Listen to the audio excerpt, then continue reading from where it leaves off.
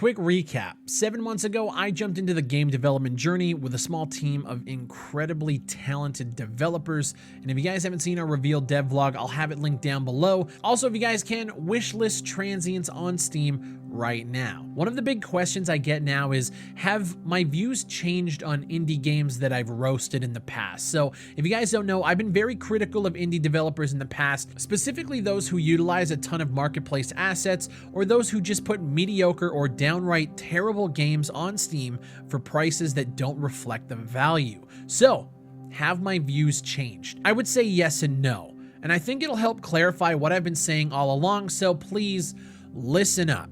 I believe that using marketplace assets in your game sparingly is okay, but when your entire game is made of marketplace assets, that's where I have a problem. This includes using maps made to show off all of the assets in its entirety, like, I don't know, take Peak 53 for example, we covered here just the other day. I think it's a terrible practice that only fools the blind. The reason for this is because it doesn't tell the consumer anything about your ability to further the project if you are using nothing but other people's work. But with us, if you've watched the dev vlog, you already know we're creating the maps, we're making the weapons from scratch, we're implementing AI, character models, all of that stuff is being done by hand by us. And this process over the last 7 months has shown me that doing it your damn self is the way to go. Yeah, it's way more expensive, but if you have any sort of project management skills, you'll figure it out. I've actually found a new level of respect for teams that are doing things right. It's easy to criticize games like Sandstorm for the lack of content and progression like I have in the past, but in all reality, they have a killer FPS that's given me a couple hundred hours of fun for like $24. Ready or Not has given me so many great moments, great gunplay, immersive visuals and audio, great map design. The game slapped before, but after stepping into our own journey, it impresses me even more. And I might blow your minds here, even games like Star Citizen. I look over the fence, I see the overambition, the feature creep, the project management issues, the millions upon millions of dollars spent on the game, but the game itself is actually pretty impressive even if it's been in alpha for like 10 years. I can pull things from all of these games that are good, that are bad, some things that impresses me a lot more now that I've jumped into development. Even the new Call of Duty. It's getting blasted online, but Warzone 2 and DMZ are some of the most impressive FPS games that I've seen in years. You have 150 players on a map, all completing challenges, grabbing and completing contracts. There's AI, PvE, PvP, there's vehicle gameplay, helicopters flying around, all happening at the same time with either a closing circle or whatever. It's a technical feat to do what they're doing, and it's the reason why nobody else is doing it like they're doing it right now. When we run into things like bugs or server issues, it's so easy to complain, and I know I've done it in the past. I see now that games themselves are insanely technical, and I find myself being a lot more calm when things like server issues or desync happen. So I would say yes and no. In some aspects, I believe my convictions and opinions have actually strengthened, while other aspects have loosened up a little bit, and I think it's a great perspective shift. That perspective shift is actually something else that's opened my eyes to the industry a bit. I always came at things from a consumer perspective because that's what I did. It's easy to connect with my opinions as a viewer if you share them. One thing that's been cemented in stone for me is the gaming community is kind of toxic as fuck. I never like to broad stroke it, and I don't want to do it here either, but it's tough when a lot of noise surrounding every game nowadays online is negative. And the thing is I know I've contributed to that in a lot of ways, and it goes back to the notion that people only hear what they want to hear, and they form opinions on things almost instantly without thought. It's the reason why we waited to showcase anything, and it's the reason why we aren't going to be a completely open book when it comes to development. Here's the thing though, I completely understand why that portion of the community feels the way they feel. I've been a champion for that mentality for years. Broken releases, bullshit microtransactions, NFTs, all of those things that are plaguing the industry, and everyone's on pins and needles now, waiting for whatever game it is to misstep. Some people are so quick to jump at developers before they've even done anything of the sort. Indie developers, listen up. Your messaging has to be perfect. And I already knew this, but execution on our front was crucial, and it's the reason why I'm involved in this project.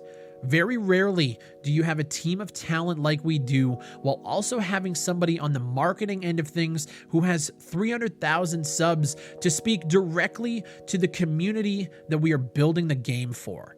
And still, with all of that said, there are people who have compared our game, our single-player stealth action FPS, to the likes of Tarkov clones, Rainbow Six Siege clones, and Ready or Not clones. And comparisons and labels are things that you can't control. No matter how frustrating it is to have someone label your game a Siege clone, there's nothing you can do about it, other than make sure that everything that you have put out on your game is 100% genuine, open, and true to you.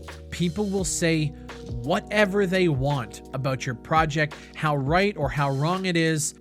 It's just something you have to deal with. For the last 7 months, I've held meetings. I've been in meetings and discussions that last hours on end. We've done interviews, balanced spreadsheets, answered emails, drawn concepts for map flows. I've just been involved in this process every step of the way with everybody on our team, all while balancing creating consistent videos, streaming 3 to 4 days a week, balancing a relationship and my social life. I've had dreams of eventually building this team up to a studio and creating some incredible titles. But I can't lie and say a part of me never wants to do this again. It's a lot of fucking work. Making good games is hard. And I knew this going in, but it's one of those things like you don't really know how hard it is until you're in the shit. And I hope that my content hasn't suffered for this new monumental task that I've taken on. Ultimately, that's up to you guys. I know my energy during streams over the last year has taken a downturn because I'm trying my hardest to keep up a smile, be entertaining, while in the background I'm stressing about making payments to developers, paying my bills, trying to save money. I'm laying it all on the line for this team and this game to give something tangible to the community and do things differently than 99% of other creators on this platform. And yes, it's definitely starting to take its toll, but that's okay, because that reaction to the game's reveal was nothing short of extraordinary. Going into the reveal, we had the team watching in Discord, and about 5 minutes before, I just muted everybody, I deafened, I threw on some music, cranked it up, because I realized that this moment that we were about to go into, that moment can make or break me. And I'm so damn happy that I have so many people on board in our community to support the game. The last thing I want to speak on today is gamers' perception of cost. This ties back to our previous point of a lot of noise kind of surrounding games. It's all kind of negative, or at least it feels that way. But I find it wild when I speak to people outside of the gaming space, outside of this internet stuff that we do, who watch the devlog, watch the trailer. They ask me if the game's going to be full priced. They know full price games are around, $60, $70. But then when I tell them that we want to kind of put it out there for $10 to $15 if we can hit that price point, they just can't comprehend it. Gamers' perceptions on pricing nowadays are so skewed. A friend put it into perspective and told me that the game, by the time it releases, will have been worked on for a year, perhaps maybe 2, just to make sure that it's right, with thousands upon thousands of dollars invested. And it will be less than a pack of smokes to purchase. Yet some people will still complain that it's too expensive. One thing that absolutely blew my mind is the amount of people who told us that they would pay $25 to $30 for the game if we pulled off our vision. Never have I ever seen a group of gamers say that they would pay more for something like I've seen with our game's reaction. And that kind of told me that we're onto something. It's a tough line, being a content creator that covers industry blunders and missteps, while also trying to avoid those missteps, while now understanding why some of those missteps exist in the first place. We always talk about publishers and Epic Games exclusivity and things that can potentially tank projects. But some of those things also help developers reach their full potential with less risk to them. And in doing that, in trying to protect the business, pay employees, and keep things going, they're actually, on the gamer's perspective, doing things that put even a bigger wedge between developers and gamers. And it's a conversation that nobody likes to have, but I think we need to start having those conversations. It's a tough line to walk, understanding development and learning about the industry hands-on while also creating content that favors consumer advocacy, while over the last few years, the wedge between those two things has only gone bigger. It's weird. This shit is weird. And I hope I'm doing a good enough job for you guys to show that we can do this right, but the challenge is not to become jaded and forget where we came from. It's always consumers first, even if sometimes those consumers are out in left field with their thoughts, their expectations, and their desires for what your project is going to be. My mindset going into 2023 is a positive one because I believe that our development is an unorthodox style, and most likely we're doing a lot of things that most, veteran developers would say are wrong. And that's okay, because we're doing it our way and we're trying our best to make it happen, and we're going in with the absolute best of intentions. We're not going in to make a quick buck. We're not spending $1,000 on marketplace assets, slapping it all together, and then asking you guys for money. And at the end of the day, if all of this goes belly up and the game never comes out, nobody is out any money outside of me and my partner, Flow Beatbox. And that right now would be a worst case scenario, which to me, I'm okay with. If you guys don't get fucked in the end with Kickstarter, you know what I mean? We've seen so many mistakes. And I think we're doing a lot of things right. And a lot of it comes down to my knowledge coming into this from a consumer perspective. But I will say, that wedge that is in between developers and consumers is only growing bigger, and I'm sitting here trying to bridge the gap while not leaning one way or the other. I'm trying to keep a balance. And for me, from my perspective, that is probably the toughest thing about this game development journey. And the reason why I wanted to make this video is because my perspective going into game development is so unique compared to most game developers who are out here trucking along that haven't had the luxury of being able to build out an audience, build out a community of people, of like-minded gamers.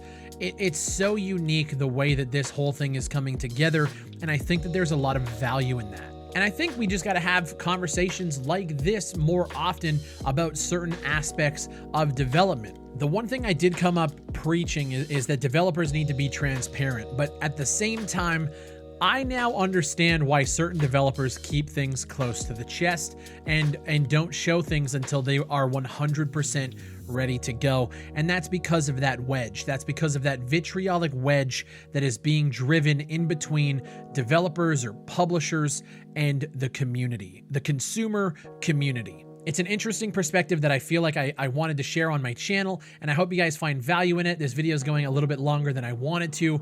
I didn't want to go too technical today because I kind of want to save that stuff for the devlog, because I have a team of people who are on the technical side of things that are just so much smarter than I am. I can only give you guys my perspective on things, and that's what this video is. If you guys enjoyed it, please leave a like on it. Check out Transients on Steam right now, and if you guys like what you see, please wish list it. It only helps the team because eventually we'll be able to see what kind of system specs you guys are running, and we can kind of see what we need to tailor this game to get the majority of you guys playing the game with no issues. My name is Big Fry. Thank you guys for watching. Shout out to the Fry Nation, 300, and I think we're at 303,000 strong, and I'll see you on the next one.